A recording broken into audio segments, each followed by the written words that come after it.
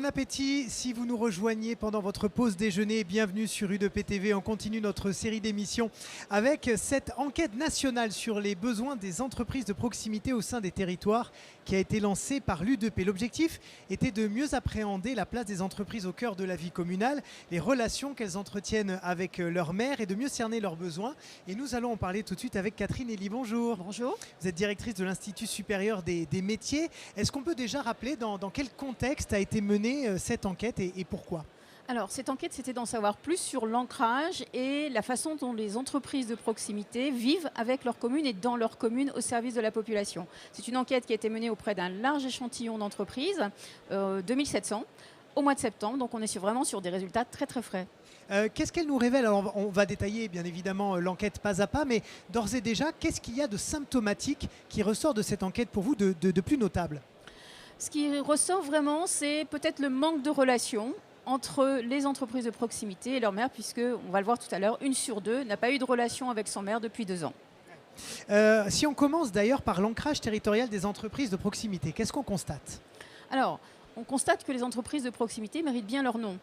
Pourquoi? Parce que 85% d'entre elles travaillent principalement pour la population de la commune ou des communes environnantes. Donc on est bien sur la proximité vis-à-vis de la clientèle. Deuxième point très important. On va voir, pardon, j'en profite, on va voir peut-être le PowerPoint en même temps, voilà, sur le prochain slide. Et on va pouvoir découvrir, voilà. Et le prochain. C'est le prochain encore. Voilà, l'ancrage territorial ici, parfait. Voilà, donc 85% des entreprises ont une clientèle de particuliers. Pour autant, elles travaillent aussi pour des entreprises, pour les 2 tiers d'entre elles, et aussi pour 1 tiers d'entre elles pour les collectivités et les services publics et les collectivités publiques. Donc, toute clientèle, mais quand même une vraie prégnance pour la clientèle de particuliers. Deuxième point très intéressant, elles sont toutes localisées sur l'ensemble du tissu communal et pas seulement en centre-ville. On a toujours en tête, quand on parle des entreprises de proximité, le commerce. En réalité, effectivement, 55% sont localisés en centre-ville, mais ça veut dire que la moitié sont localisés ailleurs, dans les quartiers périphériques et aussi, quand on est en milieu rural, parfois sur des quartiers relativement excentrés. Donc ça, c'est vraiment important. Les entreprises de proximité, elles sont partout et elles sont très fondues dans l'habitat. On en a seulement 1/4 qui sont en local commercial, c'est la partie émergée de l'iceberg, mais ça veut dire que, à contrario, on en a 3/4 qui ne sont pas visibles par l'ensemble des habitants. Et pourtant, elles sont bien là, au service de la population. Peut-être deuxième partie, slide suivant, c'est l'implication dans la vie communale de ces entreprises. Il y aura d'ailleurs une émission, je crois, à la fin de cette journée ou demain sur l'engagement des entreprises de proximité dans la vie locale. Qu'est-ce qu'on peut en dire ?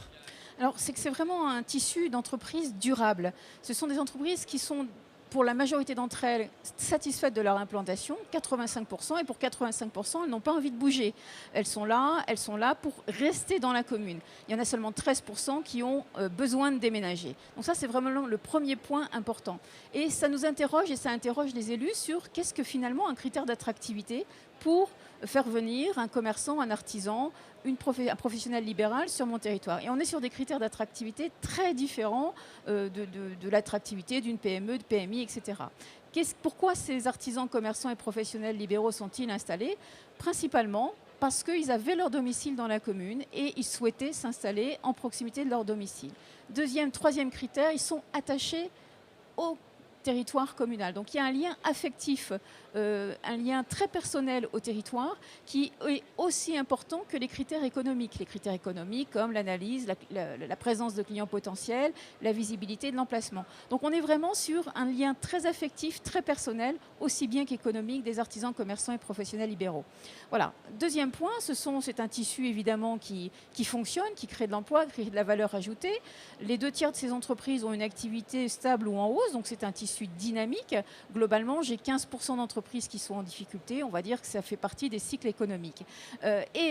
Pour les 2 tiers d'entre elles également, elles souhaitent vraiment rester et développer leur activité sur leur territoire. Donc on a vraiment un potentiel de développement avec un potentiel de création d'emplois puisque 1 sur 5 souhaite recruter actuellement.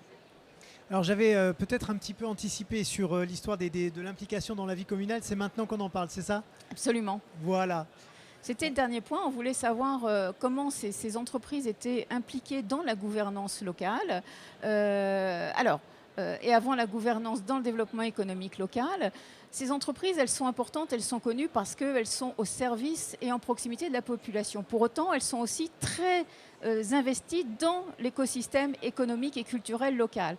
Elles ne sont pas juste là pour vendre à la population, elles sont aussi clientes d'autres entreprises locales, pour près de la moitié d'entre elles. Elles sont aussi fournisseurs d'autres entreprises locales. Elles valorisent les produits locaux. 70% des artisans commerçants incluent dans leur offre produits ou dans leur process des produits locaux. Elles sont également au service de la commune et de l'intercommunalité. 25% sont fournisseurs de la commune ou d'intercommunalité. Donc ça, c'est pour la partie économique. Elles sont vraiment des acteurs dynamiques. Elles ne sont pas là uniquement pour servir la population. Elles sont au service de l'ensemble de l'économie locale et également de l'économie culturelle, puisqu'on voit des chefs d'entreprise très investis dans la vie associative. La moitié sont membres d'une association et également investis dans l'aide à cette vie associative, puisque près de 40% est des associations dans leurs événements locaux. 28% cofinancent des événements locaux, principalement à travers du mécénat. Donc on a vraiment des entreprises et des entrepreneurs très impliqués dans la vie économique et culturelle locale. Le prochain point, troisième objectif, donc, c'était d'analyser les attentes des entreprises vis-à-vis de leur maire, c'est ça ? Oui, peut-être un dernier mot pour dire qu'on a aussi des artisans, commerçants, professionnels libéraux très impliqués dans la gouvernance, c'est-à-dire on a quand même plus de 2500 maires qui sont eux-mêmes artisans, commerçants, professionnels libéraux. On a plus de 15 000 conseillers municipaux. Donc on a également des professionnels qui s'impliquent dans la vie, dans la gouvernance locale. Effectivement, on en reparlera dans une émission un petit peu plus tard et c'est important qu'ils soient engagés pour faire avancer et porter la voix des commerçants, des artisans au niveau local. Analyser les attentes des entreprises donc vis-à-vis de leur maire avec donc deux axes, le maintien des services publics, la revitalisation des centres-villes. Voilà, on a interrogé ces 2700 artisans, commerçants et professionnels libéraux, c'est qu'est-ce que vous attendez du maire, de la commune ? Et en réalité, la vraie surprise, c'est que leur attente, elle porte sur du collectif, sur des missions de service public et non pas sur des besoins individuels.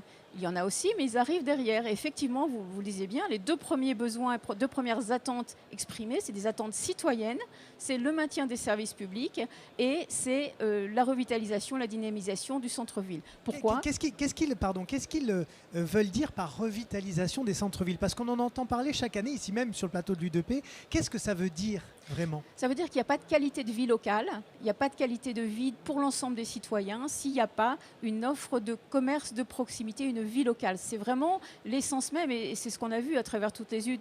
Les communes qui ont vécu les épisodes Gilets jaunes, c'était des communes qui n'avaient plus de commerces locaux. C'est vraiment important pour la qualité de la vie, et donc c'est pour ça qu'ils s'expriment. Pour le maintien des services publics, on sait que c'est important également, et donc la revitalisation du centre-ville. Globalement, on a quand même une partie importante, plus d'un tiers, 40% des artisans qui considèrent que leur centre-ville est en déclin, malgré l'action des maires. Ça fait beaucoup. Est-ce que vous diriez finalement que cette enquête témoigne une sorte de mal-être des commerçants ou artisans, ou est-ce qu'au contraire, vous jugez la situation peut-être plus positive qu'il y a quelques années ? Non, elle est positive puisqu'on a vraiment des professionnels très impliqués et on voit bien qu'ils s'expriment, ils veulent du collectif avant des aides individuelles. Donc on a vraiment des gens impliqués sur le collectif, la qualité de vie locale, et ça c'est tout à fait satisfaisant. Il y a quand même quelques points de mécontentement, enfin des points de vigilance pour les élus locaux, et vraiment ça tourne autour de la circulation et des transports, aussi bien en milieu rural qu'en milieu urbain et vraiment dans les grandes villes. Vraiment, le premier point qui pose de la satisfaction, c'est les transports publics, la qualité des transports publics, notamment en milieu rural, parce que quand il y a une existence des transports publics, ça pose des problèmes pour le personnel, pour les clients.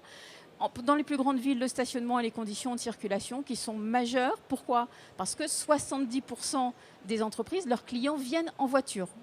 On a l'impression en grande ville, quand on est en Île-de-France, que tout le monde circule avec les transports publics. Non, même dans les grandes villes, 70% des clients viennent en voiture. D'où la problématique et l'importance du stationnement, des conditions de circulation. L'accès au logement, ça reste un vrai problème, mais on est encore sur de l'équipement public.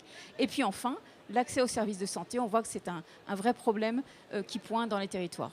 Et on va avoir également aussi une émission là-dessus sur les pharmacies, notamment la plantation des pharmacies dans les campagnes. Si on a un dernier point peut-être à partager à nos téléspectateurs, ce serait lequel ? Alors, c'est que ces entreprises, elles se sont exprimées vraiment en faveur du collectif, mais elles ont aussi des besoins individuels. Et donc, voici 4 précisément. Le premier, c'est peut-être avoir plus de contact avec leur mairie, puisque je le disais tout à l'heure d'entrée de jeu, on a Ça revient beaucoup. Hein. Ouais. Une entreprise sur deux n'a eu aucun contact avec sa mairie depuis 2 ans. Ça veut dire qu'ils ne sont même pas invités au vote du maire. Alors, les commerçants le sont, puisqu'ils sont, j'ai dit, la partie visible de l'iceberg, mais il y a tous les autres qui ne sont pas visibles, qui habitent à leur domicile et donc qui n'ont pas eu de contact. Ça, c'est vraiment le premier point. Et ces entreprises, elles doivent rencontrer leurs élus, bien évidemment, mais être aussi consultées sur des problématiques comme la circulation. On l'a vu tout de suite. Deuxième point, le sujet majeur pour ces entreprises, c'est la transition énergétique. Vous consacrez beaucoup d'émissions à ce problème.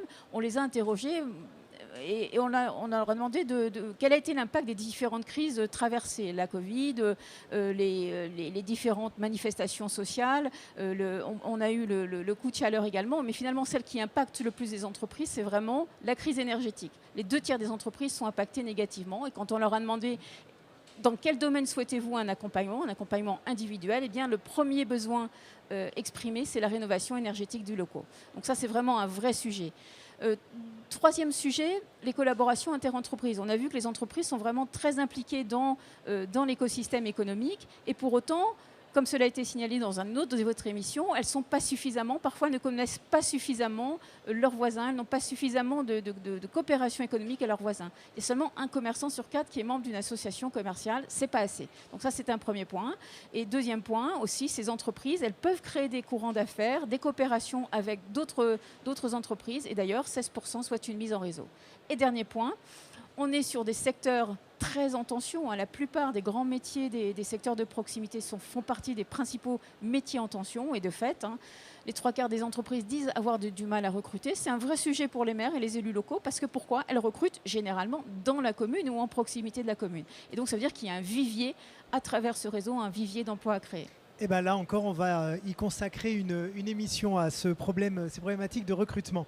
Quelles sont, selon vous, pour conclure cette émission, les quelques données, les quelques idées que les artisans, commerçants et professions libérales doivent avoir en tête et qui peut-être les aider au quotidien par rapport à cette enquête ? Je disais qu'il faut que les maires aillent plus à la rencontre des élus, mais on peut avoir la proposition inverse. Il faut aussi que les professionnels libéraux, les artisans commerçants aillent à la rencontre de leurs élus. C'est important parce que beaucoup ne sont pas visibles, beaucoup travaillent à leur domicile. Il faut que ce contact, il faut qu'ils se manifestent. Aussi parce que c'est en se manifestant qu'ils vont pouvoir développer des coopérations avec la commune, avec l'intercommunalité, savoir qu'il y a des marchés, etc. C'est vraiment important. La relation, elle doit être bilatérale. Donc ça, c'est vraiment le premier point. Le deuxième point, c'est qu'il y a tout un vivier de courants économiques à développer. On l'a vu, il y a beaucoup d'entreprises qui travaillent déjà avec les entreprises locales. Il y en a, c'est probablement encore inexploité. Et donc, ça veut dire aussi qu'il est important que tous ces professionnels se rencontrent et créent de la valeur entre eux. Merci beaucoup Catherine Elie. Je rappelle que vous êtes directrice de l'Institut supérieur des métiers. Où est-ce qu'on peut consulter cette étude si on a envie de la regarder chez soi ? Eh bien, sur le site de l'UDEP et sur le site de l'Institut supérieur des métiers. Merci beaucoup et merci à vous, chers amis, de nous avoir suivis. On fait une petite pause et on se retrouve en début d'après-midi pour évoquer la rénovation du patrimoine religieux. À tout à l'heure.